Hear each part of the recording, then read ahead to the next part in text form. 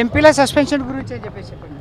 ఎంపీల సస్పెన్షన్ గురించే ఈరోజు తెలంగాణలో మల్లికార్జున ఖర్గే గారి పిలుపు మేరకు ఇండియా కూటమిలో భాగస్వాములమైన వాళ్ళము మా ముఖ్యమంత్రి అయిన పిసిసి అధ్యక్షుడైన రేవంత్ రెడ్డి గారి ఆదేశాల మేరకు ఈరోజు ఇక్కడ ఈ ధర్నా చౌక్ నుంచి మేము తీవ్రంగా నిరసిస్తున్నాము, పరిగణిస్తున్నాము, తీవ్రంగా దీన్ని భావించాల్సిన అవసరం ఉంది. ఎందుకంటే ఈరోజు ఈ ధర్నా చౌక్ నుంచి మాట్లాడుతున్న మేము రేపు ఈ భారతీయ జనతా పార్టీ ఆధ్వర్యంలో ఇక్కడ తెలంగాణలో కానివ్వండి, దేశంలో కానివ్వండి బయట తిరిగి మాట్లాడే పరిస్థితి ఉందా? ఈరోజు పార్లమెంట్ హౌస్లో ఉన్న పార్లమెంట్ మెంబర్స్కే భద్రత లేదు.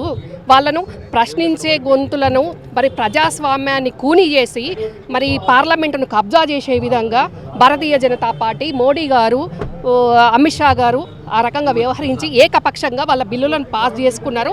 మరి ఏదైతే అగంతులు జొరబడినరో దానికి సమాధానం చెప్పుకునే చాతగాక ఏకపక్షంగా వ్యవహరించారు. ఇట్లా ఏకపక్షంగా వ్యవహరించిన ప్రభుత్వాలను ఇప్పుడు తెలంగాణలో ఎట్లయితే పాతర పెట్టినరో రేపు దేశంలో కూడా అలాంటి ప్రభుత్వాలను పాతర పెట్టే విధంగా దేశ ప్రజలు, తెలంగాణ ప్రజలు ఇప్పుడు రాబోయే ఎంపీ ఎలక్షన్లో తీర్పు ఇవ్వబోతున్నారు.